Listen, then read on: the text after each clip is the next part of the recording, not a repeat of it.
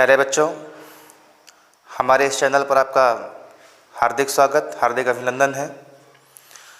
जैसा कि जब मैंने अपना पहला वीडियो बनाया और जब वो आपके बीच तक पहुंचा, बहुत ही अच्छे से आप लोगों का रिस्पांस मिला। मुझे बहुत ज़्यादा प्यार मिला आप लोगों का और बहुत सारे कमेंट्स भी आए, बहुत अच्छे अच्छे कमेंट्स आए।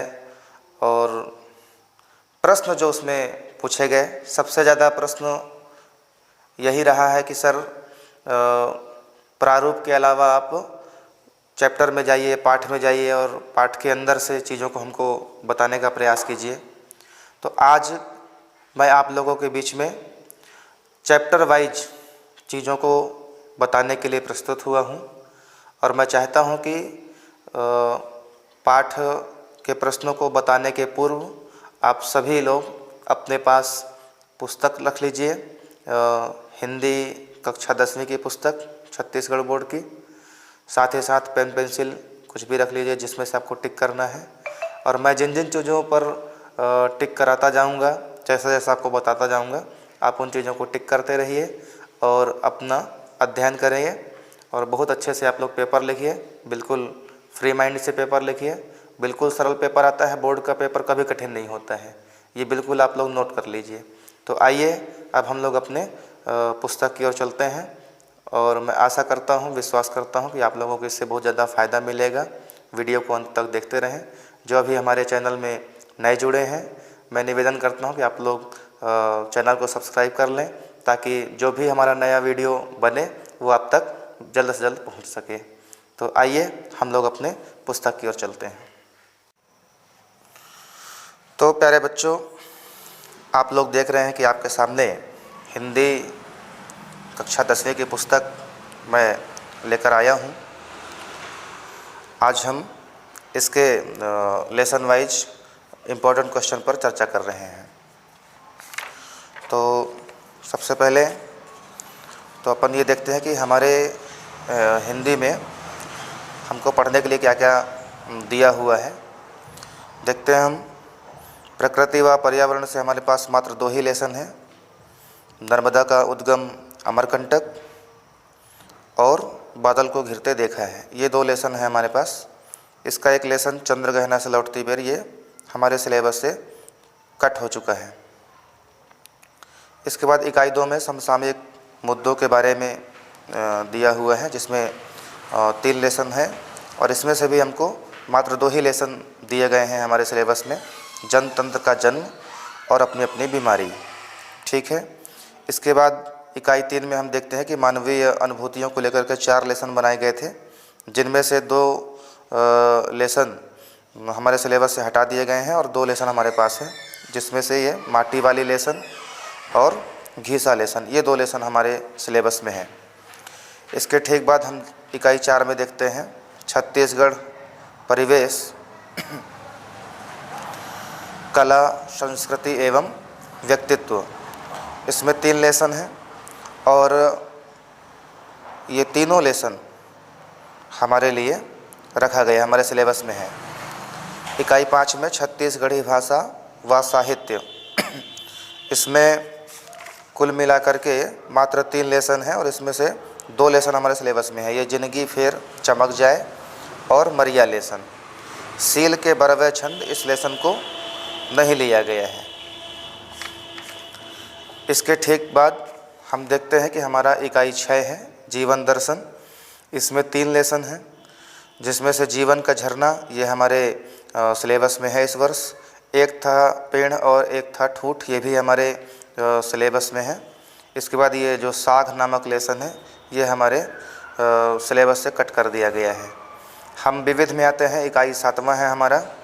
इसमें मध्ययुगीन काव्य, मीराबाई, मैं लेखक कैसे बना और जब कतरा, ये 4 लेसन जो है हमारे सिलेबस में हैं। मध्ययुगीन काव्य, मीराबाई, मैं लेखक कैसे बना और जब कतरा। इसमें से संत दादू दयाल का लेसन हमारे सिलेबस से हटा दिया गया है और गोधूली का लेसन हमारे सिलेबस से हटा दिया गया है। और इकाई 8 में हम देखते हैं कि हिंदी साहित्य का इतिहास दिया हुआ है। ठीक है। इसके बारे में मैं आप लोगों को छत्तीसगढ़ शासन की ओर से जो गाइडलाइन हमारे पास आई थी उसको मैं दिखा रहा हूं अभी वीडियो के माध्यम से, आप देखेंगे। लिखा हुआ है छत्तीसगढ़ माध्यमिक शिक्षा मंडल रायपुर, आप देख पा रहे हैं।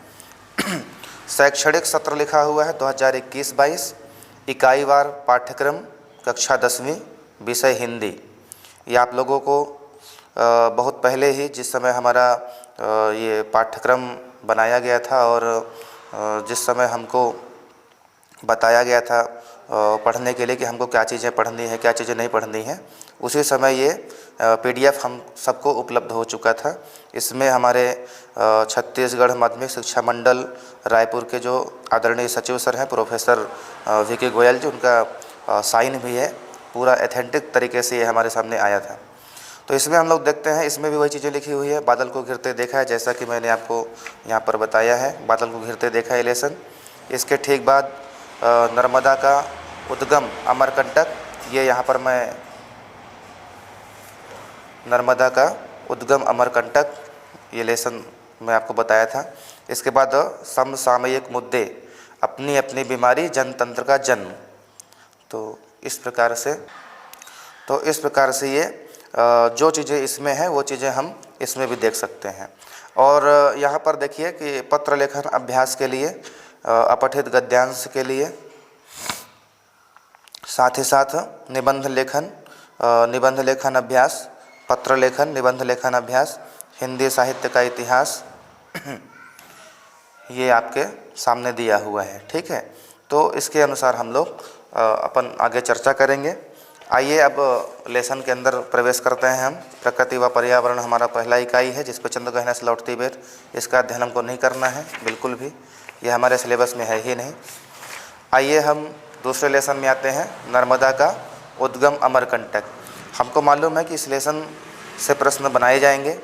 तो सबसे पहले तो मैं इस लेसन से संबंधित आप लोगों को कुछ पैराग्राफ बता देता हूं जो हमारे लिए इम्पोर्टेंट हो सकता है, जिसके बारे में छत्तीसगढ़ बोर्ड के माध्यम से हमको प्रश्न पूछा जा सकता है। गद्यांश का अनुवाद करने के लिए, गद्यांश का शीर्षक, संदर्भ, प्रसंग सहित व्याख्या करने के लिए आ सकता है।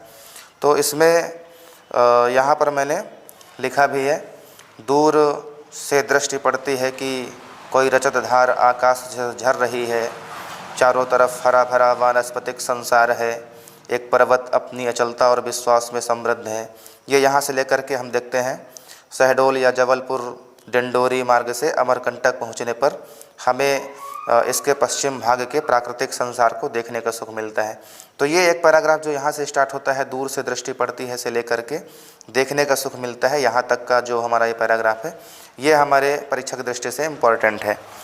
इसके ठीक पश्चात आप और आगे चले आइए, तो ये एक है पैराग्राफ, सोनमुड़ा का उद्गम है, सोनमुड़ा सोन का उद्गम है। यहाँ भी एक छोटा सा पक्का कुंड बना दिया है। यहाँ से लेकर के ये पूरा पैराग्राफ सोन अमरकंटक का गर्व है। ठीक है, तो इस प्रकार से ये हमारे लिए इम्पोर्टेंट है, परीक्षा में पूछा जा सकता है। इसके बाद हम आते हैं अपने अगले पेज पर। यहाँ पर मैंने टिक लगाया हुआ है, अमरकंठी नर्मदा का यह क्षेत्र देवों और मनुजों, मिथकों और लोक कथाओं, ऋषियों और वर्तमान के रचनाकारों को अपने संदर्भों में समाये हुए हैं। यहाँ से लेकर के और ये पर यह अवश्य है कि यहाँ के जंगलों में आम आज भी जंगल पाए जाते हैं। तो यहाँ तक ये हमारा एक पैराग्राफ बन सकता है और ये हमारे परीक्षा में पूछा जा सकता है। तो हम इन तीनों पैराग्राफ के, आपको ये पहला जो दूर से दृष्टि पड़ती है ये, और इसके बाद आपके पेज नंबर 11 में सोनमुड़ा का उद्गम है से लेकर के सोन अमरकंटक का गर्व है यहाँ तक, और इसके ठीक पश्चात हम देखते हैं कि ये अमरकंठी नर्मदा का यह क्षेत्र से लेकर के जंगल पाए जाते हैं तक। तो ये हमारे लिए बहुत ही ज़्यादा इम्पोर्टेंट हो सकते हैं।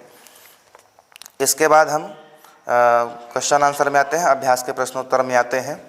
हम पहले तो ये देख लेते हैं कि हमारे जो प्रीवियस ईयर में कौन कौन से प्रश्न इस लेसन से पूछे जा चुके हैं। तो यहाँ पर ये जो क्वेश्चन नंबर 4 है, इसको आप मैं पढ़कर सुनाता हूँ। अमरकंटक ने अपनी आत्मा से नर्मदा को जन्म दिया है, पाठ के अनुसार स्पष्ट कीजिए।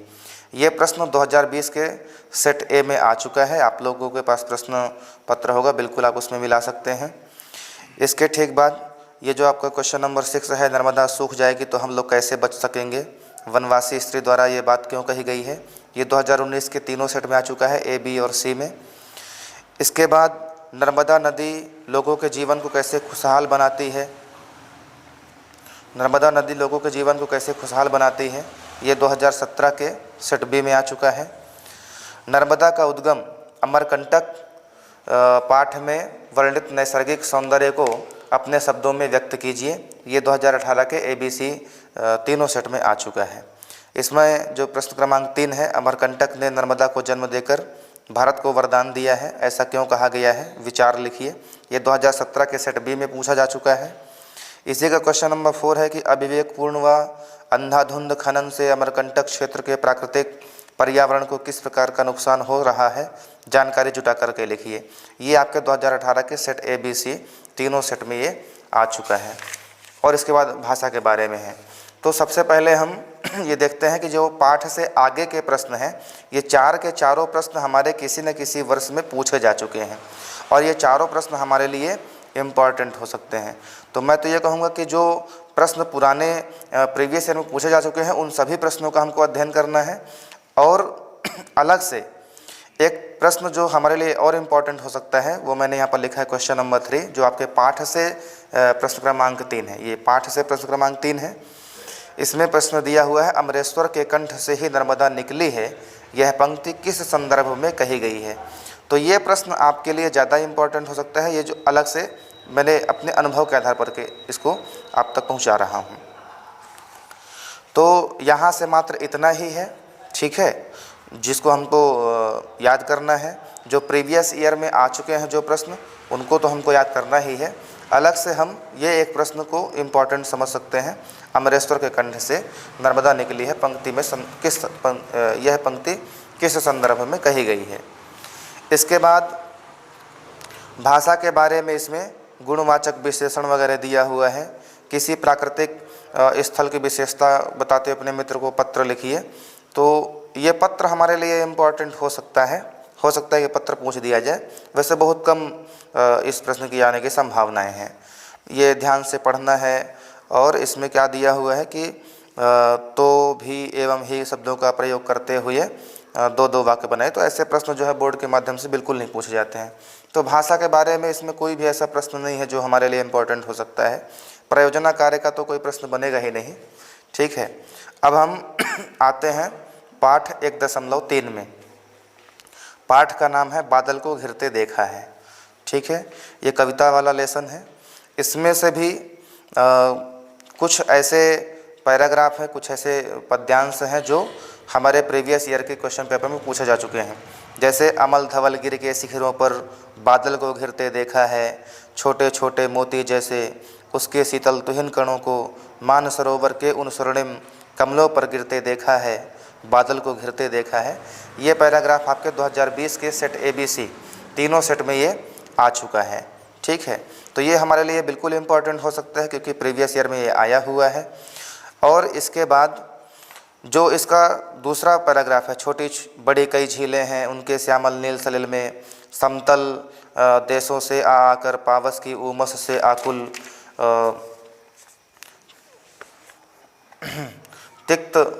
तिक्त मधुर विस्तंत खोजते हंसों को तिरते देखा है, बादल को घिरते देखा है।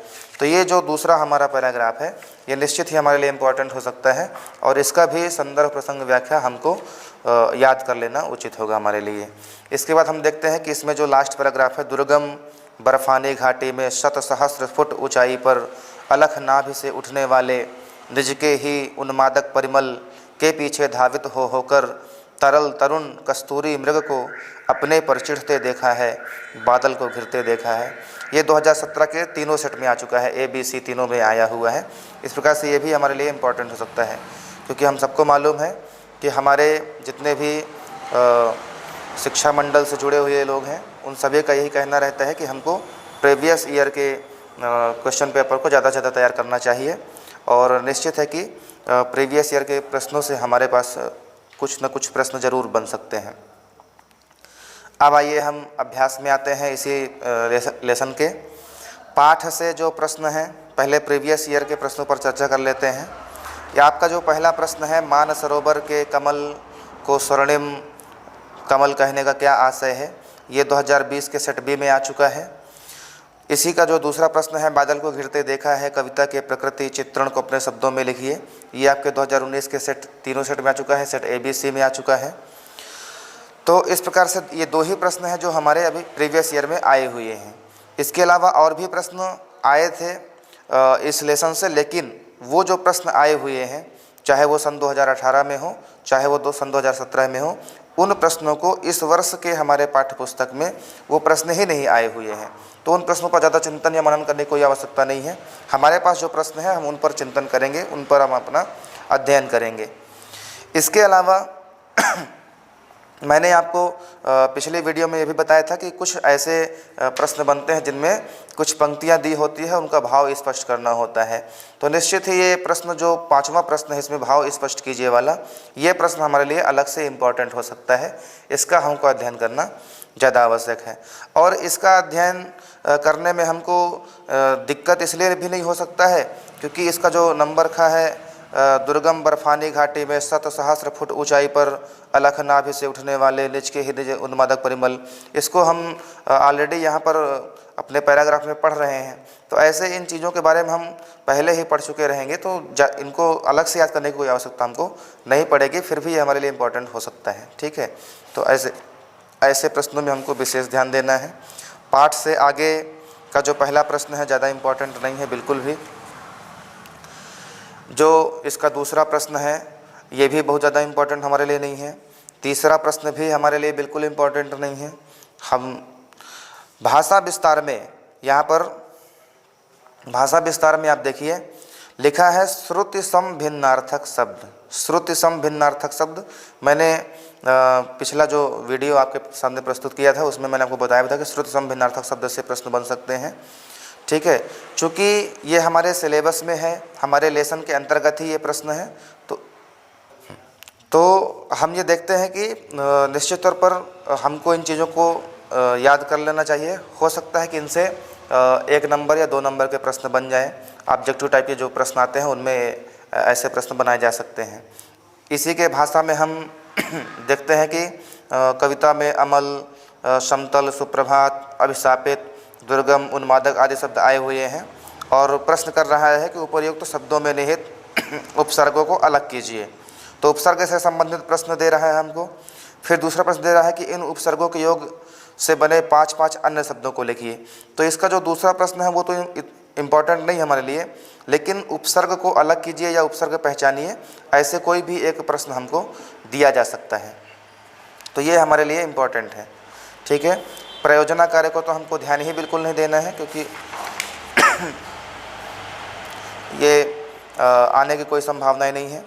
अब हम आते हैं अपने इकाई 2 में, समसामयिक मुद्दे में। इसमें हमारे पास 3 लेसन है। मैं मजदूर हूँ, जनतंत्र का जन्म, अपने अपनी बीमारी। इसमें भी हमारे पास जो लेसन वो जनतंत्र का जन्म है और दूसरा है अपनी अपनी बीमारी।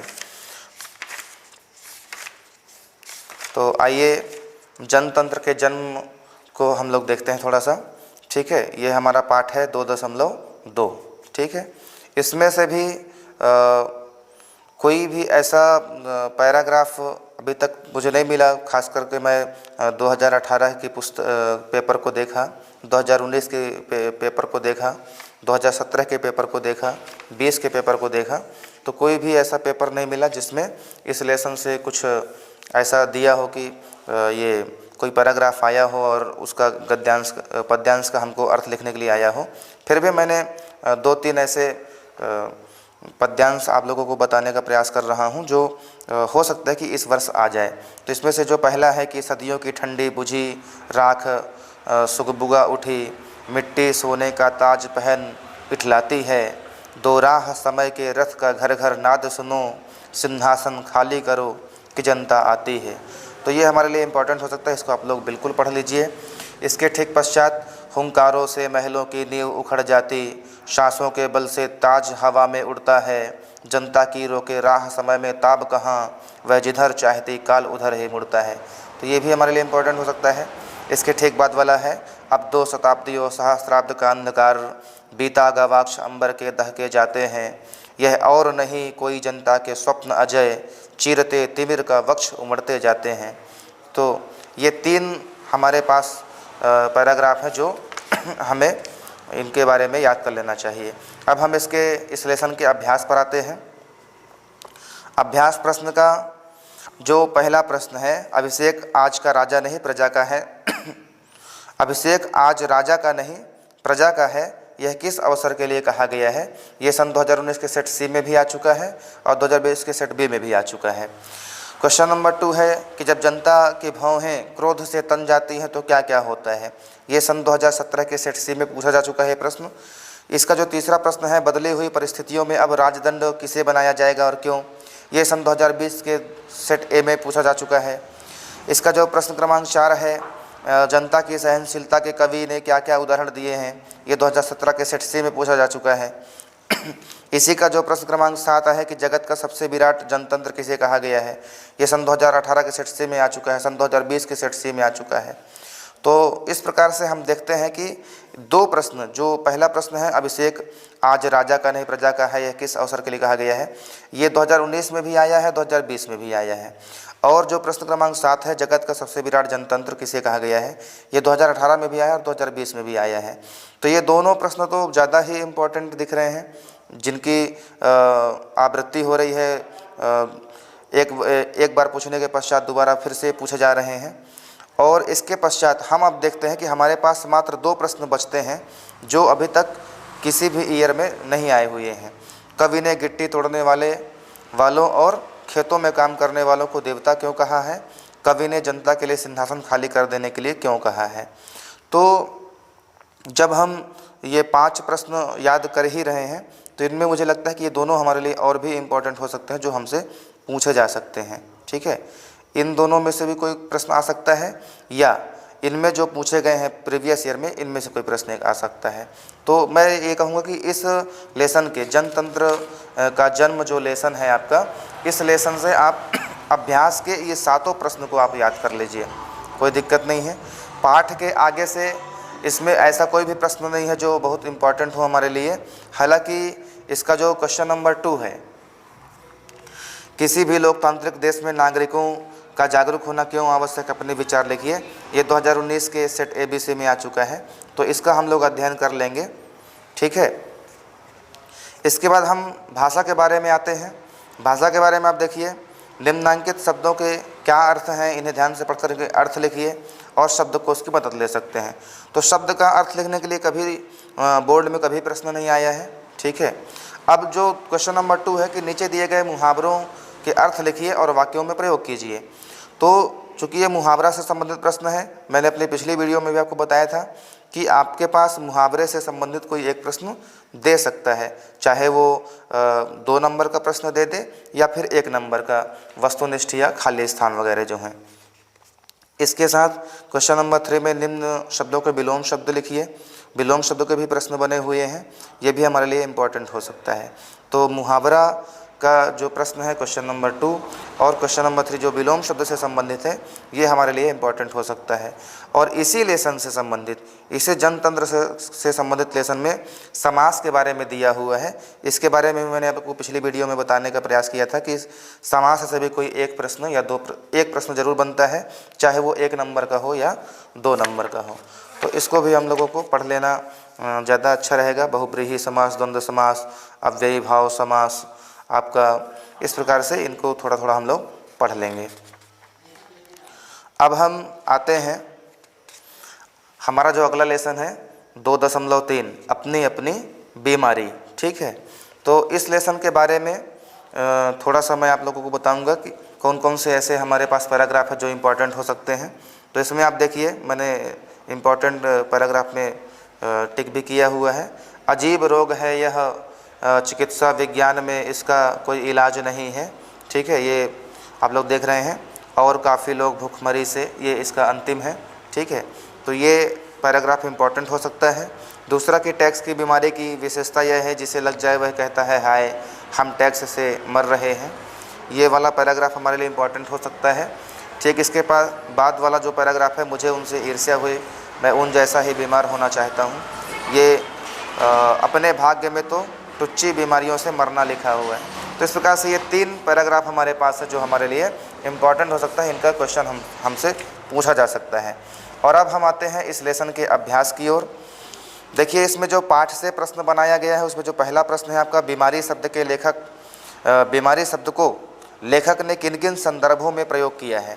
ये 2020 के तीनों सेट में आया हुआ है ABC में, तो ये बिल्कुल हमारे लिए इम्पोर्टेंट क्वेश्चन हो सकता है। इसके बाद वाला जो क्वेश्चन है कि पाठ में दिया गया शोक समाचार बड़े प्रसन्नता की बात है से क्यों शुरू हुआ, अपना तर्क दीजिए।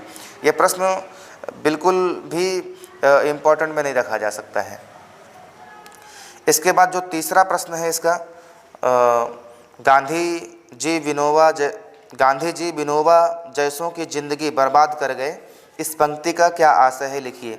यद्यपि ये प्रश्न अभी तक किसी भी ईयर में पूछा नहीं गया है, फिर भी हमारे इस वर्ष के पेपर के लिए ये इम्पोर्टेंट क्वेश्चन हो सकता है।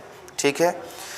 क्वेश्चन नंबर 4 जो है, इसमें टैक्स को बीमारी के रूप में देखने का क्या आशय है, सन 2018 के सेट बी में पूछा जा चुका है। और क्वेश्चन नंबर जो 5 है, लेखक टैक्स की बीमारी को क्यों अपनाना चाहता है, ये 2017 के सेट बी में पूछा जा चुका है। तो इस प्रकार से हम देखते हैं कि इस लेसन से question number 1, question number 3, question number 4 और क्वेश्चन नंबर 5, ये 4 ऐसे प्रश्न हैं जो हमको इम्पॉर्टेंट है हमारे लिए। पाठ से आगे का एक भी प्रश्न हमारे लिए बिल्कुल इम्पॉर्टेंट नहीं है। ठीक है। भाषा के बारे में भी इसमें कोई भी ऐसा प्रश्न नहीं है जो इम्पॉर्टेंट में रखा जा सके। तो इस लेसन से मात्र इतना ही है कि हम जो अब हमारा अभ्यास का प्रश्न है पाठ से, इसमें से हम 4 प्रश्न याद कर लें।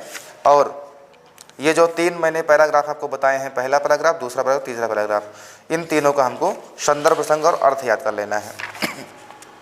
अब आइए इकाई 3 में मानवीय अनुभूतियाँ। इसमें 4 लेसन हैं, माटी वाली, कन्यादान, घीसा और पुरस्कार।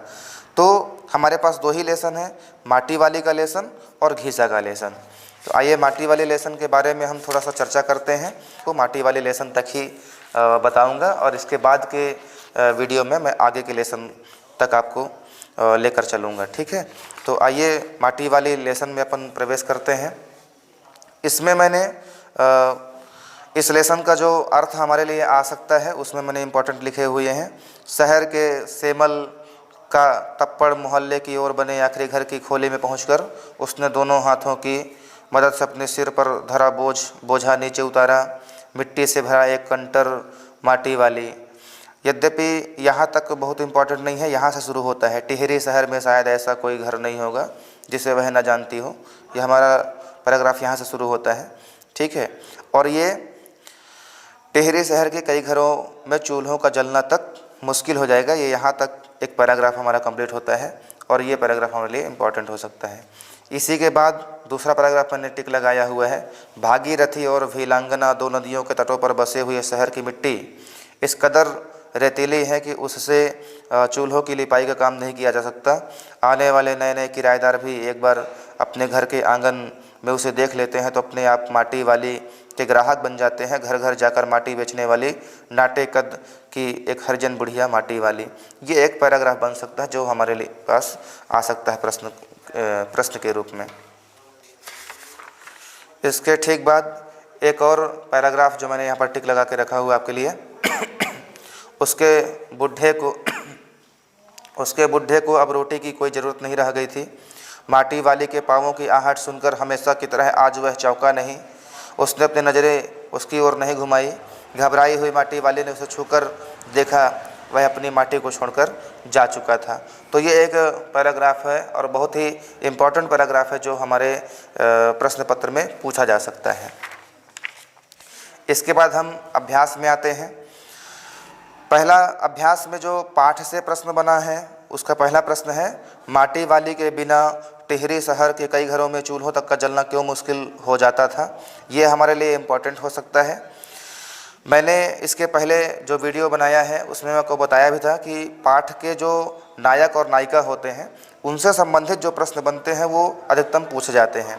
तो कहीं ना कहीं ये जो प्रश्न है हमारा पहला, ये माटी वाली से संबंधित है और इसलिए ये प्रश्न पूछा जा सकता है।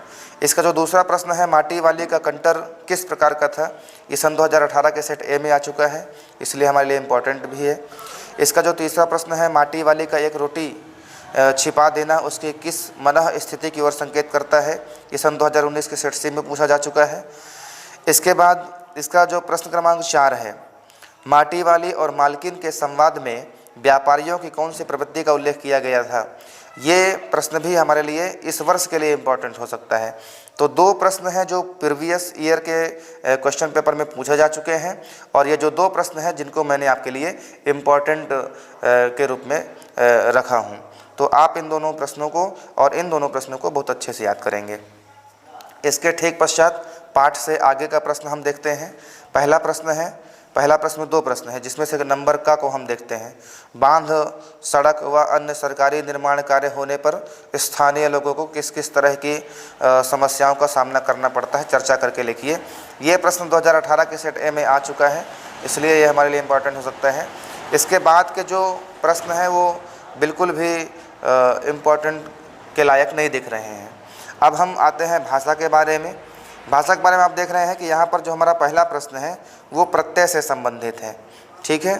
और मैंने आपको बताया है कि प्रत्यय से संबंधित प्रश्न 1 नंबर या 2 नंबर के पूछे जा सकते हैं, तो थोड़ा सा इस पर भी हम लोग चर्चा कर लेंगे, ध्यान दे लेंगे।